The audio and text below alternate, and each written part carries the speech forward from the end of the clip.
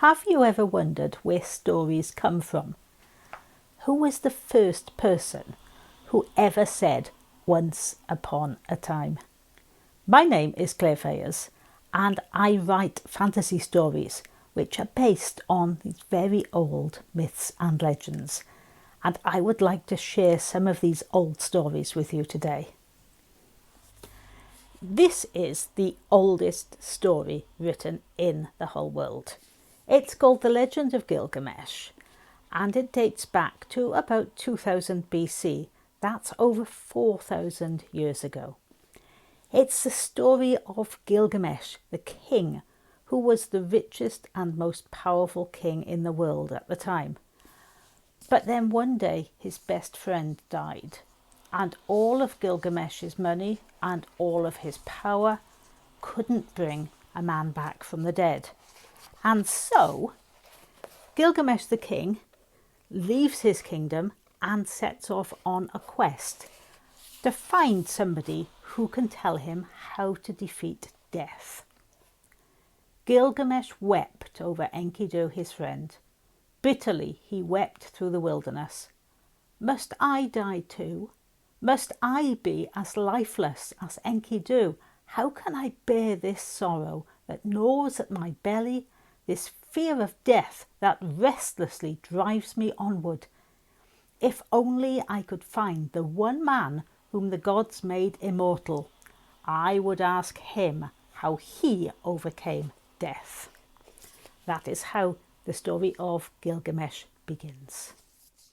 If Gilgamesh was the first story to be written down in the whole world, then what about the first stories from Great Britain? You might be surprised to learn that some of the very first stories to be written down in Britain actually came from Wales, from a collection called the Mabinogion.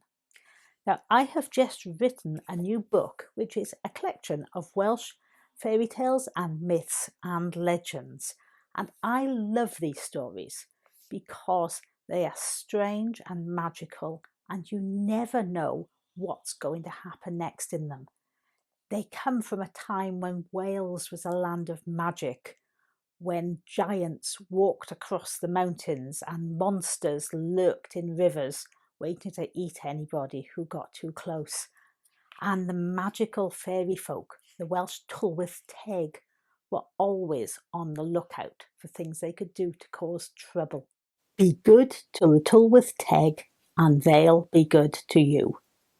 But if you annoy them, even if you don't mean to, you'll be sorry. As I said, I love these stories because they are strange and magical and very different. But the thing I love most about them is because they are very old stories, and that means we can steal them. Think about it. The story of Gilgamesh is more than 4,000 years old. If you write your own legend of Gilgamesh now, you're not going to have a 4,000-year-old author banging on your door and telling you off for stealing his ideas. But in fact, it's even better than that, because these stories, when they were told originally, before they were ever written down, they were told and meant to be shared. They would be told by a storyteller to an audience, maybe people sitting around a fire at night. And then those people who heard the stories would go off and tell them to their friends, and their friends would tell them to their friends, and so on and so on.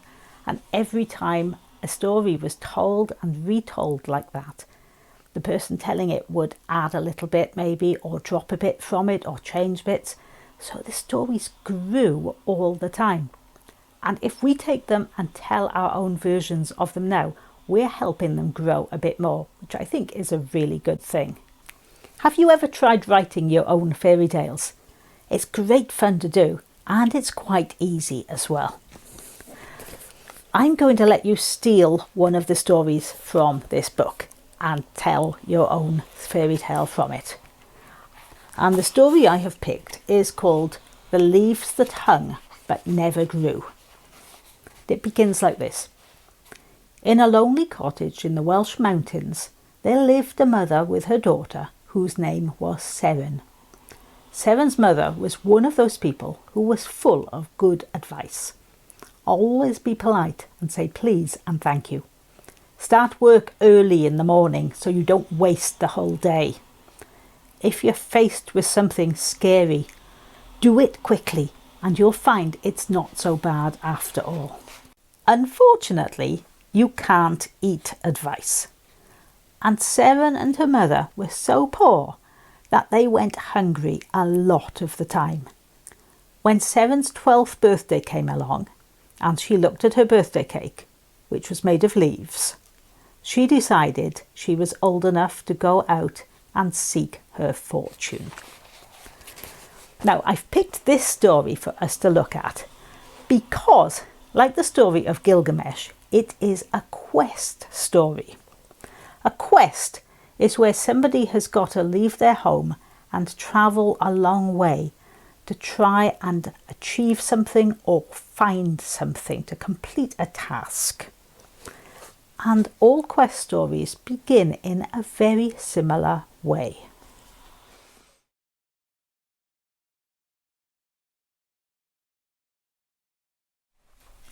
A quest always starts with a problem. There is something the hero needs, and so they have to leave their home and go out and find it. In The Leaves That Hung But Never Grew, Seven's problem is that she and her mother are so poor they can't afford to eat, and so she goes out to try and make her fortune. Once upon a time, in a cottage in the Welsh mountains, there lived a girl whose name was Seven. Seven was sad because she and her mother were very poor, and so one day she went out to seek her fortune. You can see that this is very similar to the story of Gilgamesh. Once upon a time, in a palace, there lived a king whose name was Gilgamesh. Gilgamesh was sad because his best friend had died, and so one day he went out to find a way to defeat death. I'm sure you can already see that you can get rid of all the words in red and replace them with something of your own. Once upon a time, in whatever place you can think of, there lived a person whose name was.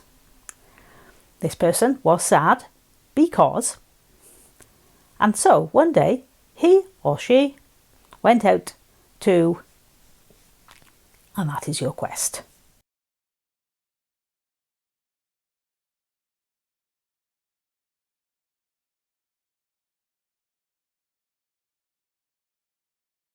How many ways can we fill in those gaps?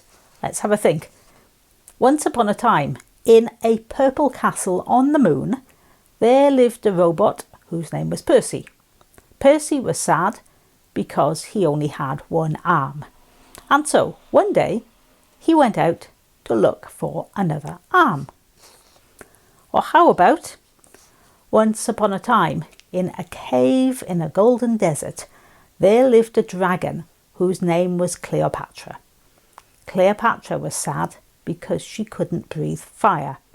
And so one day she went out to look for a fire doctor who could help her. I'm sure you can think up lots and lots of different beginnings for your story. So have a play about until you come up with something you really like for the start of your quest. And that is the start of your own fairy tale.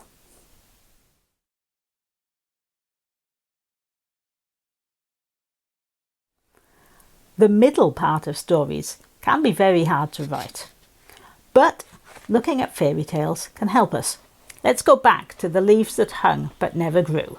You'll remember that Seven and her mother were so poor they couldn't afford to eat, and so Seven went out to seek her fortune. So she walked along and eventually she came to a house, and she knocked on the door and asked the man there if he had any work for her. "I've already got people to do my work," the man said. "If you want something to do, go and find me the leaves that hung but never grew. Good luck." He slammed the door in Seven's face. Very rude man, Seven thought. And she walked on further. And after a while, she came across a dwarf who was travelling on the road. And she said to the dwarf, "Have you heard of the leaves that hung but never grew?" And the dwarf went white with fear. And he said, "Those are magic leaves, and they used to be kept by the fairy folk, the Tylwyth Teg. But a long time ago, they were stolen by a wicked witch. Go home, young lady, or you will be eaten." And he ran off, and Seven continued walking. And eventually she came to a cottage where there was a very strange old lady and a big wild boar chained up in the corner of the cottage. A wild boar is a big male wild pig, all covered in dark brown bristles. And when the lady went up to bed, the wild boar spoke to Seven. And she said, "Do you know where the leaves are, the magic leaves?" And the boar said, "Well, first you must go upstairs as quietly as you can, or you'll wake the witch. Go to her bed and put your hand under her pillow. There you'll feel a leather purse. That is where she keeps the leaves." You'll notice that Seven meets 3 different people who help her on her quest. First of all, the rude old man, then the dwarf, and then the talking wild boar. If you read a lot of fairy tales, you will notice this happening all the time. Things very often happen in sets of 3, and you can use this to do the middle part of your quest. Imagine your hero has started off on their quest, and along the way as they travel, they meet 3 different characters who help them. They could be different people. They could meet a talking animal. That happens a lot in fairy tales. Or something completely different, a talking cloud or a tree or a robot or anything that your imagination could conjure up. So there are 3 characters. Think of who they all are and what they do to help your hero. And that is the middle of your fairy tale.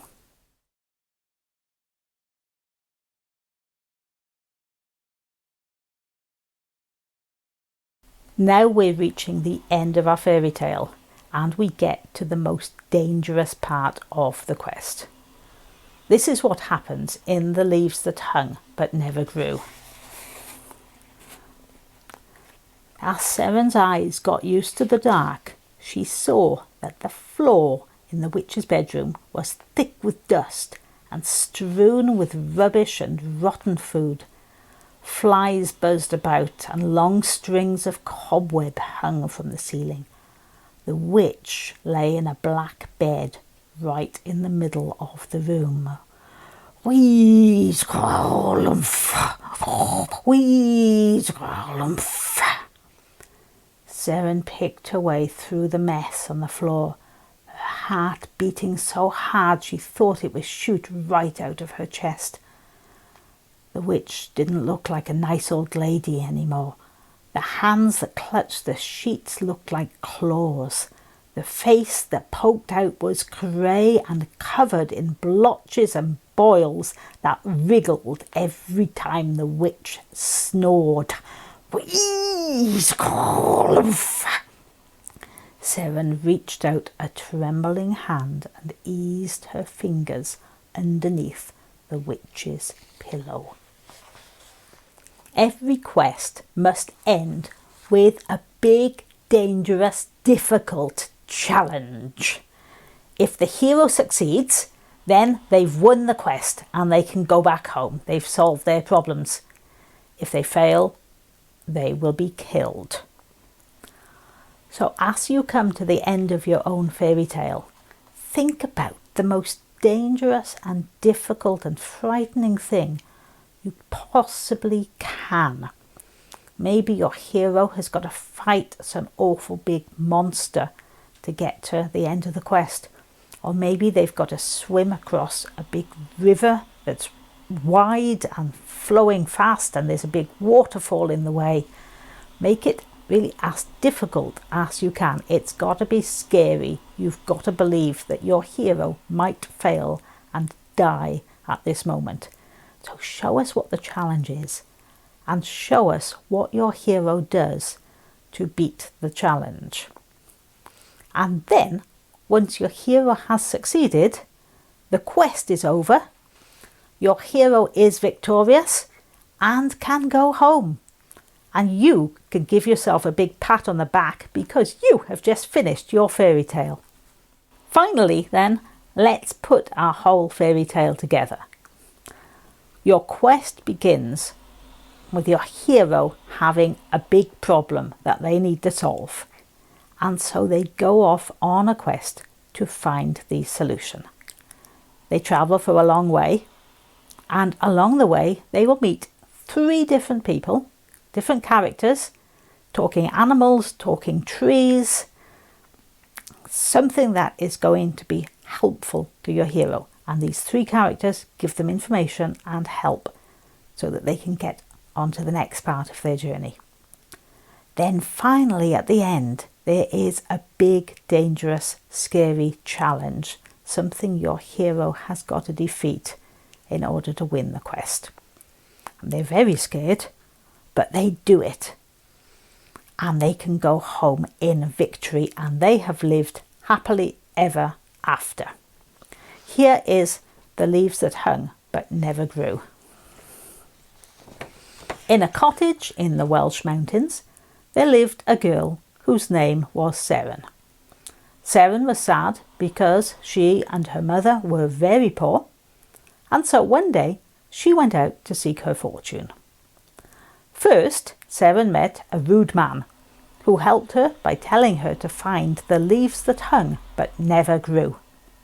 Second, she met a dwarf who helped her by telling her that a witch had stolen the magic leaves.